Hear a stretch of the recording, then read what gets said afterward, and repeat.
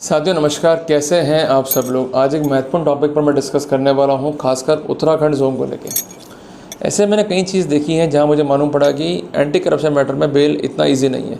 Even high court तक भी जो स्मॉल मैटर हैं करप्शन के, उस तक में बेल नहीं दे रही, even after filing of chargesheet. तो लोग जा रहे हैं सुप्रीम कोर्ट या कुछ जने पड़े में जेल में, तो करें क्या, राइट्स कैसे सिक्योर करें, रेमेडी जो है क्या क्या कानून में हो सकती है, ये स्पेसिफिक करने के लिए मैंने आज का जो कॉन्टेंट जो है लिखा है। साथियों, बेल जो है हमारा अधिकार है। Bail is a right and jail is the rule. But ज़रा सोचा है आपने कि आपको अरेस्ट क्यों करते हैं, आप बेल के लिए क्यों अप्लाई करते हैं? बस वो चले आ रही भीड़ चार और हम जो है उसका हिस्सा बन गए। देखो, जो ये कानून थे, खासकर क्रिमिनल कानून, ये अंग्रेज़ों ने इसलिए बनाए थे कि जो भारतीय हैं उन्हें हम कंट्रोल कर सकें। क्लियर है? पर जब भारतीय क्राइम कमिट करते थे तो उनको कन्फाइन करना जो है बहुत ज़रूरी था। बट कन्फाइनमेंट का एक प्रोसेस होना चाहिए, क्योंकि ह्यूमन राइट्स उस समय एक बड़ा मुद्दा बन चुका था। तो कन्फाइंड कैसे करें ताकि हमारा कार्य एफर्ट ना हो, तो उन्होंने एक प्रोसेस बनाया जिसको नाम दिया अरेस्ट। कि अगर कोई क्राइम आपके खिलाफ है और वो क्राइम जो है गंभीर है, वो अपराध जो है नॉन बेलेबल है, कोर्ट से आपको बेल नहीं मिली है, तो till conclusion of the entire investigation we could confined you, ताकि सही स्थिति जो है कोर्ट के सामने आ जाए। पर साथियों, हुआ क्या, समय बीतता गया और इस प्रक्रिया का जो है दुरुपयोग शुरू हो गया और अल्टीमेटली एक ट्रेंड बन गया कि पुलिस पर डिपेंड हो गया कि किसको अरेस्ट करना है, किसको नहीं करना है। पॉइंट ये है कि एंटी करप्शन के जो मामले हैं उनमें सज़ा 7 साल भी है, सज़ा 10 साल भी है। ये डिपेंड करता है ग्रेविटी के ऊपर। पर जहाँ सज़ा 7 साल की है तो वहाँ हमको ध्यान है कि एक अमेंडमेंट क्रिमिनल लॉ में आया था, सेक्शन 41A CRPC उसमें जुड़ा था और उसमें ये स्पेसिफिक किया गया था कि जहाँ अक्यूज़ कॉपरेट कर रहा है, अक्यूज़ आपको जानकारी प्रोवाइड कर रहा है, तो despite of having an arrest आप उसको एक बॉन्ड निष्पादित करने पर आप उसको रिलीज़ कर सकते हो, यह कहते हुए कि जो जो इंक्वायरीज़ हैं उसमें आप कॉपरेट करोगे, जो जो इन्वेस्टिगेशन है उसमें आप कॉपरेट करोगे। अगर आप नहीं करते हो तो हम बिफोर मजिस्ट्रेट जाकर आपके खिलाफ आदेश लेंगे, फिर आपको जो है अरेस्ट कर लेंगे। क्लियर है? तो कुल मिला के आरोपी के जो संवैधानिक और विधिक अधिकार हैं उसको प्रोटेक्ट करने के लिए ये प्रोविज़न जो है काफ़ी ज़रूरी थी। अब सेक्शन 35B एंड SS में ये प्रोविज़न्स जो है इनबिल्ट हो चुके हैं कि जहाँ अपराध जो है घटा है, तो उस सिनेरियो में अपराध के संबंध में अरेस्ट करने से पहले पुलिस जो है उस मामले में अगर आरोपी कोऑपरेट कर रहा है तो उसको अरेस्ट करने के बजाय उसको सेक्शन 35B एंड SS का नोटिस देके छोड़ देगी। और यूजुअली नोटिस पर ये 35 sub clause 3B and SS जो है मेंशन करते हैं। इस बात का विशेष आप ध्यान रखिए। साथियों, जब ये फैक्ट्स मैंने पढ़े, सर्कमस्टेंसेस मैंने पढ़े, तो एक बात मुझे क्लियर हो गई कि ये देश में हो क्या रहा है, कि एक ही कानून पर दोहरा रवैया क्यों। आप देखिए मध्य प्रदेश में वहाँ लोकायुक्त है, देयर इज़ नो अरेस्ट, मौके पर जो है आपको बॉन्ड बना के छोड़ देंगे। पर राजस्थान, गुजरात में जो है अरेस्ट कर लेंगे और लंबे टाइम तक जो है आरोपी जेल में रहते हैं। उनकी जमानतें होती हैं आफ्टर फाइलिंग ऑफ चार्जशीट इन अमूमन केसेस। महाराष्ट्र में स्थिति बिल्कुल अलग है कि 1 दिन 2 दिन बाद बेल हो जाती है। यूपी में भी आफ्टर फाइलिंग ऑफ चार्जशीट जो है बेल देने का प्रोविज़न है। और अगर आप देखें उत्तराखंड, खासकर नैनीताल को, तो वहाँ तो बेल मिलती नहीं है। Even after filing of chargesheet high court तक बेल खारिज है। अगर मैटर इवन 2000 तक का भी है तो सुप्रीम कोर्ट जाओ, वहाँ से बेल लेते रहो। तो कहने की बात है कि गलती किसके पार्ट पे हो रही है? या तो गलती कर रहे हैं एडवोकेट्स, या गलती हम लोग कर रहे हैं कि हम प्रॉपर केस चौक ही नहीं कर पा रहे हैं बेल का। तो जब भी हम प्रॉपर केस चौक करें बेल का, तो उसके लिए हमें क्या क्या बातें ध्यान में रखनी होगी ताकि हमें एफिशिएंटली जो है रेमेडी बेल की मिल जाए और हम अपने राइट्स को जो है सिक्योर कर पाएँ। क्लियर हो गया आपको? साथियों, जैसे कि मैंने आपको कहा था कि जिन मामलों में पनिशमेंट जो है 7 साल तक का है और अगर आप कॉपरेट कर रहे हैं तो वहाँ पर आपको अरेस्ट नहीं किया जाएगा।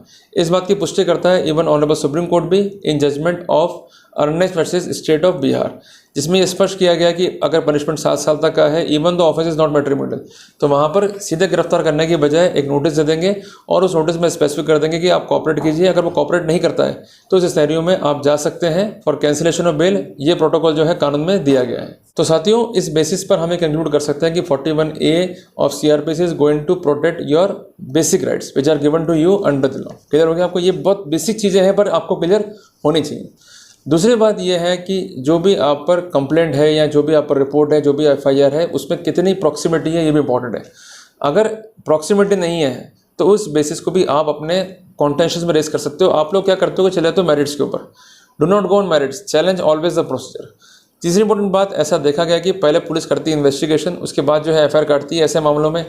तो 162 CRPC में यह स्पष्ट किया गया है कि अगर पहले इन्वेस्टिगेशन है फिर FIR है तो ऐसी FIR गलत है। गणेश गोगोई बनाम स्टेट ऑफ असम में ऑनरेबल सुप्रीम कोर्ट ने ये व्यू जो है क्लियर किया है। ये जजमेंट है 2009 का। क्लियर हो गया? चौथी इंपॉर्टेंट बात है कि अक्यूज का मौके पर रवैया क्या है। अरेस्ट कब करते हैं कि जब ये भारत छोड़ के भाग जाएगा या कोर्ट में जो है अटेंड नहीं हो पाएगा, तो वो तो स्थिति नहीं है।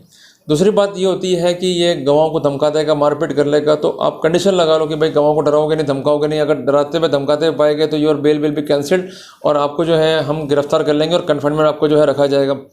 तीसरी इंपॉर्टेंट बात यह है कि केस का सही इन्वेस्टिगेशन करने के लिए जो है कंसेंट आरोपी की आवश्यकता है। अगर वो कन्फाइनमेंट में रहेगा तो एविडेंस को वो डिसअपियर कर सकता है, एविडेंस को वो कंसील कर सकता है। That's why arrest is necessary. यही बेसिक प्रयोजन होते हैं।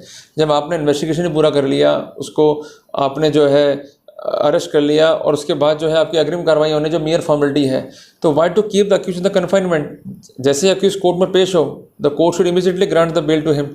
और इसके अलावा एक बेसिक जजमेंट है ऑन बॉम्बे हाई कोर्ट का, ये जजमेंट है 9/1/2022 का, जिसमें भी ये स्पष्ट किया गया है कि अगर आरोपी जो है जेल में है और मामला जो है प्रिवेंशन ऑफ करप्शन का है, तो इस सिनेरियो में उसके लिबर्टी को हम इजी वे में 41A CRPC के वायलेशन में कर्टेल नहीं कर सकते। क्लियर हो गया आपको? तो ये जजमेंट जो है बेसिक है और जजमेंट जो है हमको चीज़ सिखा के जाते हैं कि ये जो गाइडलाइंस हैं अगर हम पोर्ट नहीं कर रहे हैं, हम फॉलो नहीं करा पा रहे हैं, तो राइट्स हमारे ही अफेक्ट हो रहे हैं। उसके बाद आप आओ मेरिट्स के ऊपर। अगर आपको फैक्ट्स क्लियर हैं, अगर नहीं है तो प्रोसीजर एस्पेक्ट्स में किसको जो है लड़ो। क्लियर हो गया आपको? और देखो, बेल तो कोर्ट का डिस्क्रिप्शन है, ये कोई मेरिट्स नहीं है कि बेल होने से आप बरी हो जाओगे।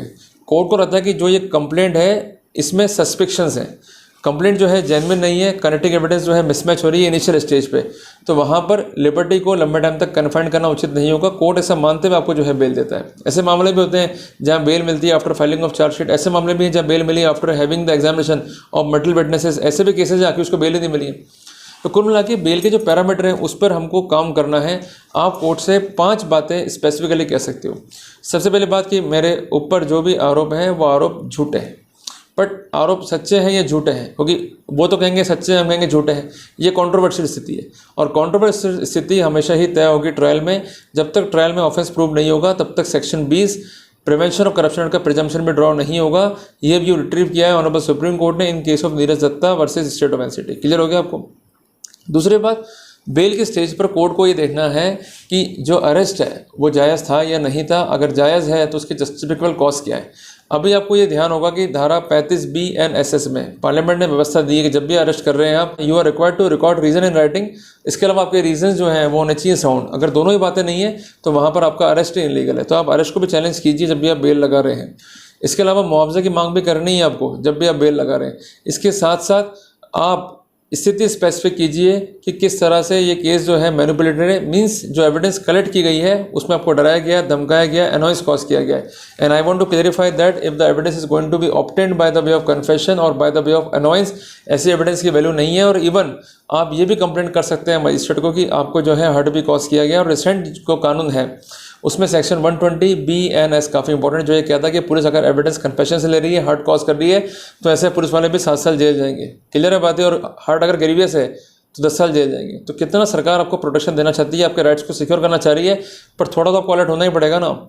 तीसरी इंपॉर्टेंट बात यह है कि जो भी रिपोर्ट दी गई है उस रिपोर्ट में कितने फैक्ट्स स्पेसिफिक, कितने अनस्पेसिफिक है, और इसके अलावा जो काम बताया गया, जो स्टोरी सेटअप की गई है, वो स्टोरी कितनी जेन्युइन है। अगर वो स्टोरी जेन्युइन नहीं है, काम आप कर चुके थे, उसके बाद वो रिपोर्ट है, तो वहाँ पर भी सस्पेक्शन क्रिएट होता है in the story of concern prosecution. जिस संबंध में बाबूलाल बनाम स्टेट ऑफ राजस्थान हाईकोर्ट का जजमेंट है 16 अगस्त 2024 का, ये काफ़ी इंपॉर्टेंट है। चौथी इंपॉर्टेंट बात, कंप्लेंट जो है वो रीजनेबल है या नहीं है, इस पर आपको विशेषता जोर देना है। पांचवी इंपॉर्टेंट बात, कहीं ऐसा तो नहीं कि प्रोसीडिंग, रिपोर्ट, FIR ये लॉ के अगेंस्ट जो है स्टैंड कर रही है। अगर ये आप फैक्ट्स क्लियर कर दोगे तो वहाँ पर आपको अच्छा रिजल्ट रहेगा और वहाँ पर आपको स्पेसिफिकली जो है स्थिति पक्ष में रहेगी। चंद्रा कोचर का मामला आपको ध्यान होगा, बॉम्बे हाईकोर्ट से इनको बेल मिली थी तो 41A का उल्लंघन हो गया प्रोसिक्यूशन से, इस बात को माना गया। कई बार लंबे टाइम बाद अरेस्ट करते हैं, कई बार अरेस्ट नहीं करते हैं, कई बार कोर्ट में अरेस्ट करके पेश करते हैं, तो ये नहीं चलेगा। जो कुछ भी प्रोसीडिंग्स है वो होनी चाहिए लॉफुल और लॉ फॉलो करते हुए काम करना है। अगर नहीं कर रहे हैं तो हम इनके विरुद्ध भी जो है कानूनी कार्रवाई कर सकते हैं। तो ये जानकारियाँ छोटी हैं पर जानकारियाँ स्पेसिफिक हैं, इस बात को विशेष ध्यान रखें। और जब भी आर्ग्यू करें तो इन पॉइंट्स की लाइट में जो है आपको बहस करनी है और अपना केस जो है पुटअप करना है। जल्दी मिलते हैं एक नए टॉपिक के साथ। टिल देन जय हिंद, जय भारत।